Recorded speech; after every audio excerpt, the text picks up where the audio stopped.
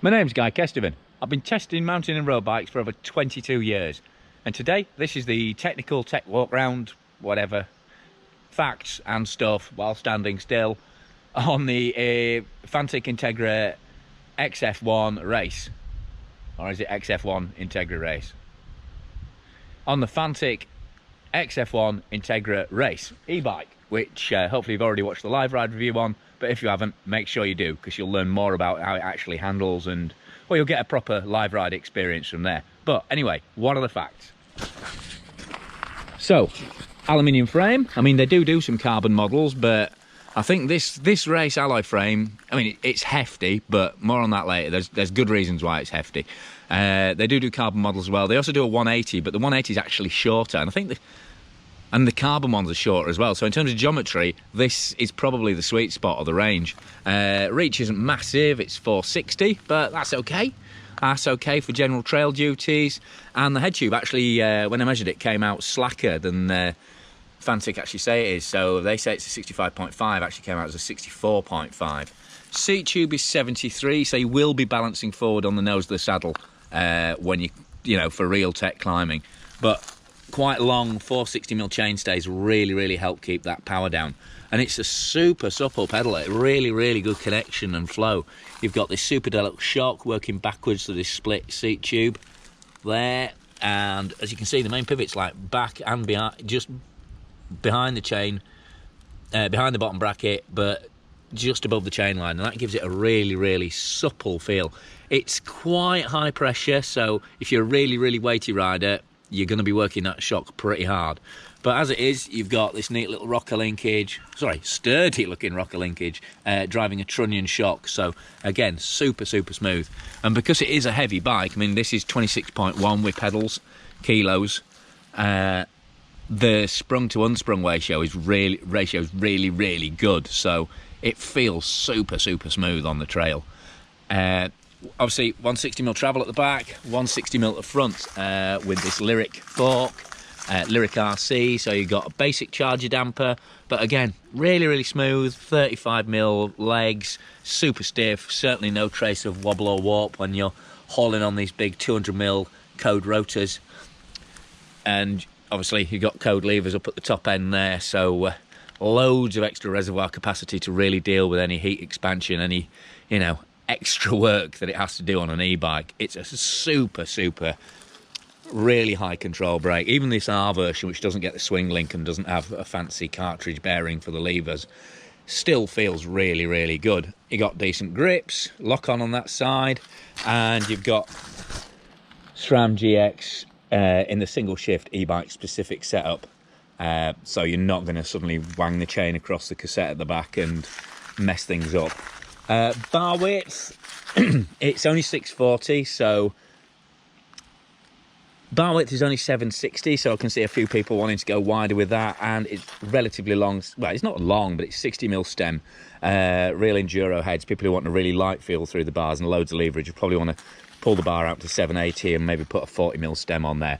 But for general trail duties, I can totally see, you know, especially from an Italian brand, they tend to be less radical with their cockpit setups over on the continent. I can see why they've ended up there.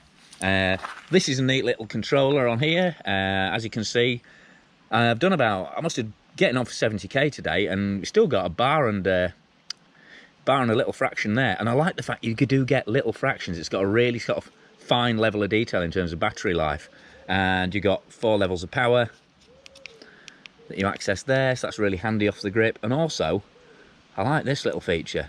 You toggle through it, gives you human power, gives you residual range, and, you know, so you got all sorts of information on there.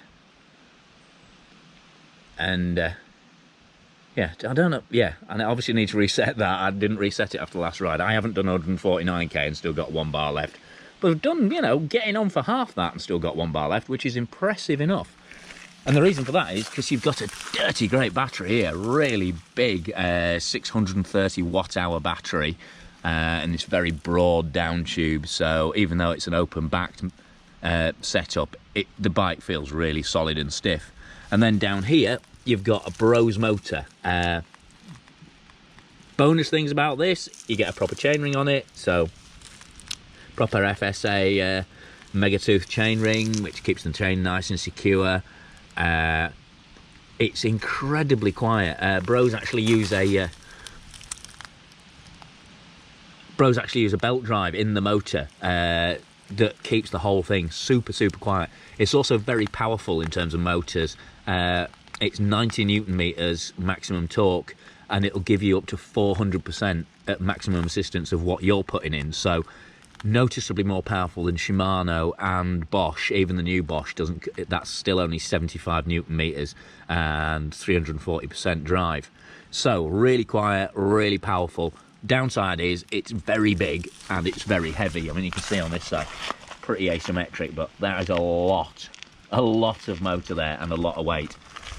But you know, the chassis handles it fine. It's got, you know, it's a seat stay pivot, so it's not a 4-bar, but the whole thing seems, you know, certainly had no problems with it, you know, handling all that torque. And the Sunrace cassette on the back has actually worked really well. I mean, it's a SRAM GX group set, but with a Sunrace cassette, and it's been totally fine. Shifting's been fine, and all these little red details all match up. So you got little red, you know, you got your red linkage up there, you got a red shock mount there, you've got a red spider on the cassette, red cassette. You know, there's just some nice detailing going on there, even up at the top.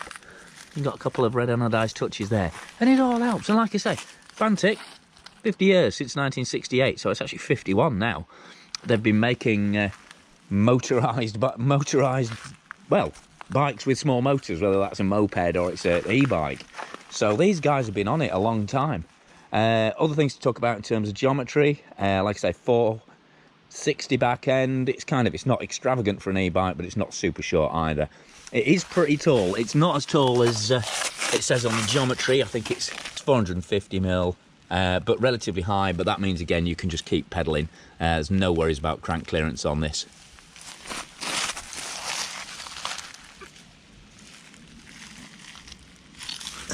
And even if they were, these are only 165 cranks as well. So again, you're really not going to be bothering your pedals or tapping the end of your arms. They're not, I mean, slightly concerned about the crank arms. They don't like the most buff, muscular things in the world, but they've been absolutely fine during testing.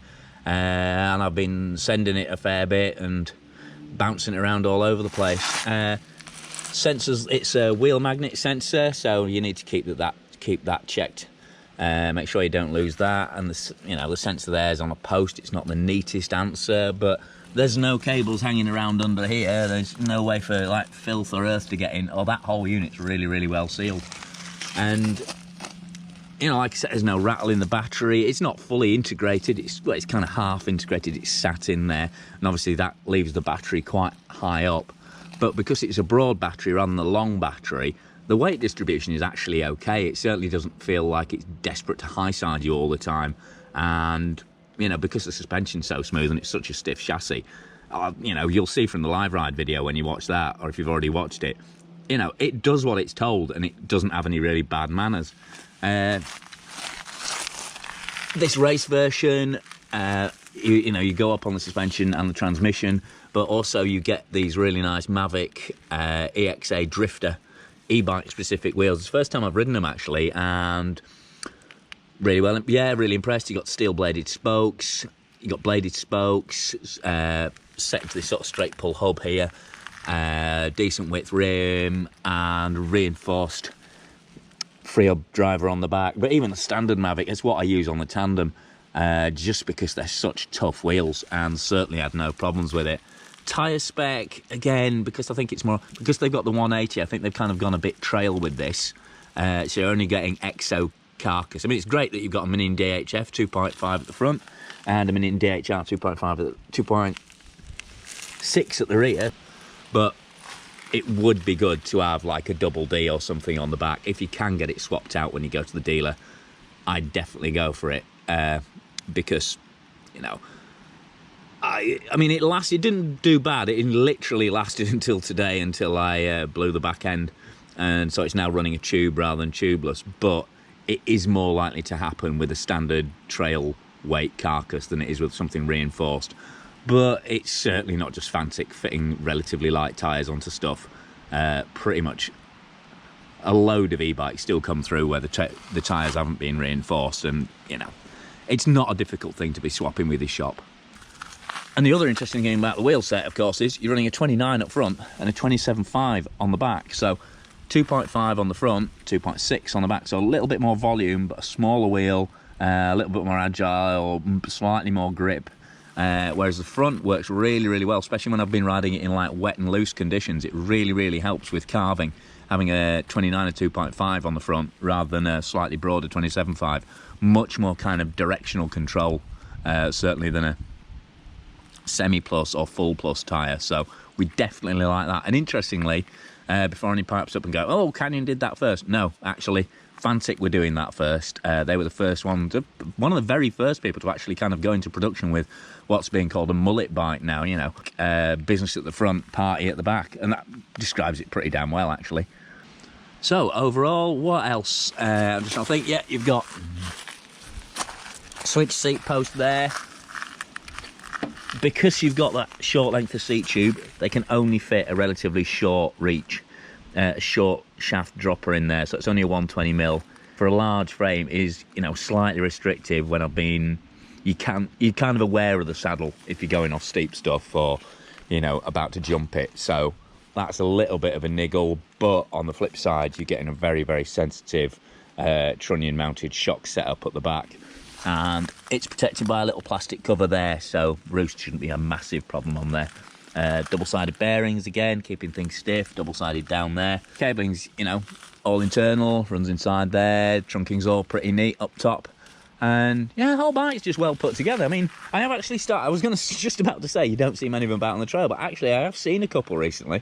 I was over at Windlatter recently, I saw a couple out there, so you know, they're starting to get the traction they actually deserve, and that's a really good thing, because they've done a really good job putting this together. There's some, you know, good old broad section on there, big wide down tube. I mean, first ride, I thought, oh, that's going to knock me knees, and it did for about 100 metres. After that, not a problem at all, and I've certainly not suffered with any knee tracking issues in a couple of months riding it. So, yeah, if you're looking for a really powerful, really quiet, really long range bike with pretty sorted geometry and a pretty good all-round trail package, then definitely get this Fantic XF1 Integra race on your list, and have a look at the rest of the Fantic range as well. But to be honest, I think this is a real sweet spot in the range. XF1 Integra definitely is, and I think this race is well worth buying over the standard version, just for the upgrades in terms of wheels, tyres and suspension.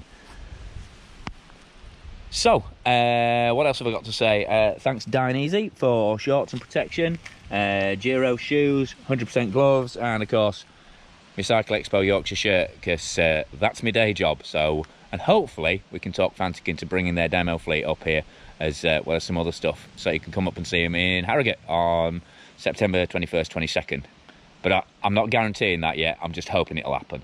But thanks for your time. Obviously, there's a live ride video of this as well on Patreon, which is my subscription channel. There's a load more detail in terms of unboxing, in terms of first rides, and some extra extended coverage. And if you subscribe on there, which is $3 a month upwards, you will get all that kind of stuff first, as well as a load of, you know, extra Q&A stuff, bit of merch, and remember to send it out. So please, if you don't mind, join me on there if you've got a bit of spare cash, because it really helps me develop and drive the channel. Fantic haven't paid for this video. I was just really interested in riding the bike, so I thought it had some really interesting features about it, and they've proved to be really, really good. Things like the mullet wheel size, and you know, I was just keen to try a different design. I was keen to try the new Bros motor, and I've been impressed by both of them. So thanks for watching. Please consider subscribing on Patreon. I'm Guy Kestevan. You've been watching Guy Kes TV on the Fantic XF1 Integra 160 race.